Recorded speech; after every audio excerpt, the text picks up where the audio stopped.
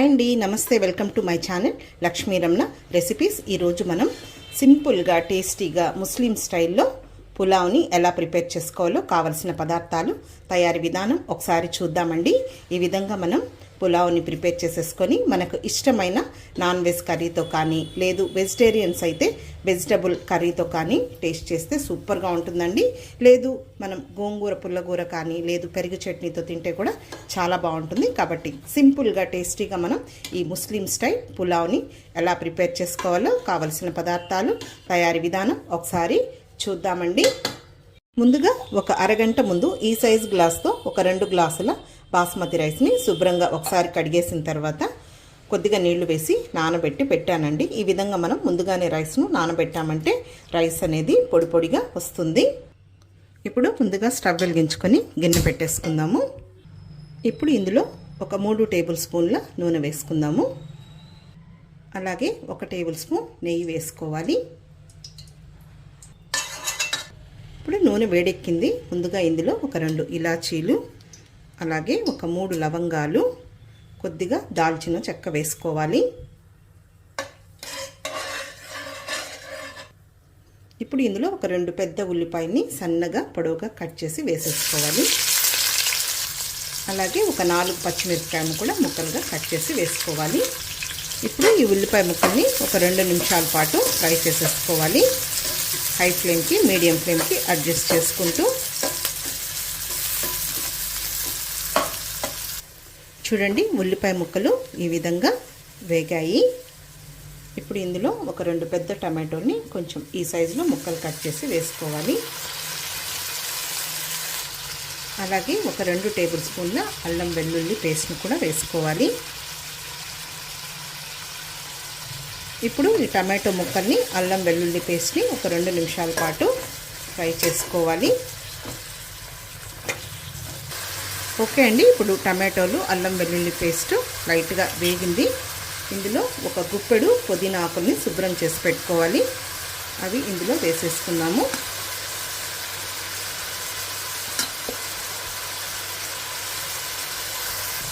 అలాగే కొద్దిగా కొత్తిమీరని కూడా సన్నగా చాప్ చేసి వేసుకోవాలి.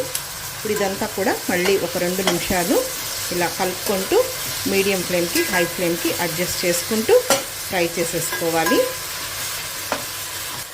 ఓకే అండి, ఇప్పుడు ఇదంతా కూడా బాగా వేగింది. ఇప్పుడు ఇందులో నీళ్లు వేసుకుందాం. ఇక్కడ నేను 2 గ్లాసుల బాస్మతి రైస్ తీసుకున్నాను కదా అండి. 1 గ్లాస్ బాస్మతి రైస్కి 1.5 గ్లాస్ చొప్పున నీళ్లు వేసుకోవాలి.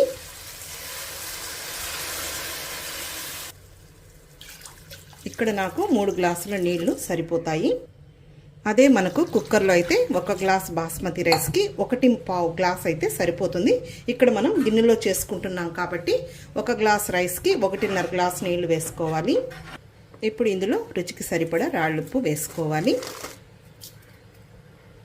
ఇదంతా ఒకసారి కలిపేసేసుకుందాము. హై ఫ్లేమ్లో ఇప్పుడు వాటర్ని మనం కొంచెం తెల్లనివ్వాలి.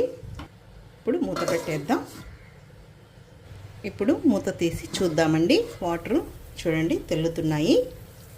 ఒకసారి ఇలా కలుపుకోవాలి.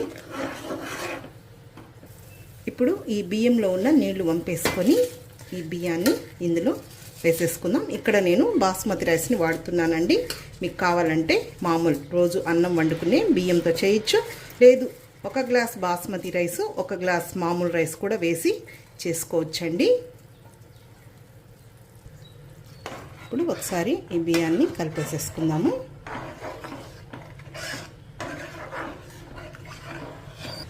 ఇప్పుడు మళ్ళీ మూత పెట్టేసేసుకొని హై ఫ్లేమ్లో ఒక 4 నిమిషాలు ఉడికించుకోవాలి.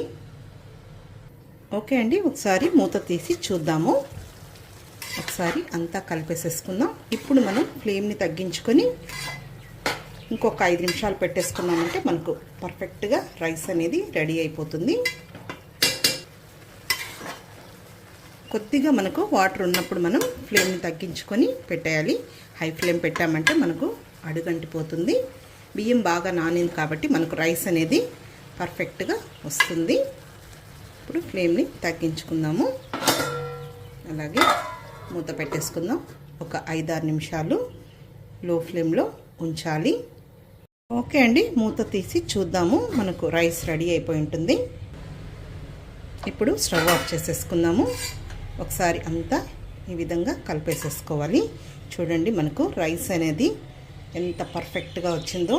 టేస్ట్ అయితే చాలా బాగుంటుందండి. చాలా సింపుల్గా మనం ఈ స్టైల్లో, ముస్లిం స్టైల్లో పులావ్ని ప్రిపేర్ చేసేసుకొని మనకు ఇష్టమైన నాన్ వెజ్ కర్రీతో తింటే సూపర్ టేస్టీగా ఉంటుందండి. అలాగే వెజిటేరియన్స్ అయితే వెజిటబుల్ కుర్మా కానీ అలా చేసేసుకొని తింటే చాలా బాగుంటుంది. ఓకే అండి, మీరు కూడా ఒకసారి తప్పకుండా ట్రై చేయండి. వేడి వేడి ఈ పులావ్ని రుచి చూసి మళ్ళీ ఎలా వచ్చిందో కామెంట్ చేయండి. ఈ వీడియో మీకు నచ్చినట్లయితే నా యూట్యూబ్ ఛానల్ లక్ష్మీ రమణ రెసిపీస్ని కొత్తగా చూస్తున్న వారైతే నా ఛానల్ని తప్పకుండా సబ్స్క్రైబ్ చేసుకోండి. నచ్చితే లైక్ చేయండి, షేర్ చేయండి. ఇంకొక మంచి వంటతో మళ్ళీ కలుద్దాం. నమస్తే అండి.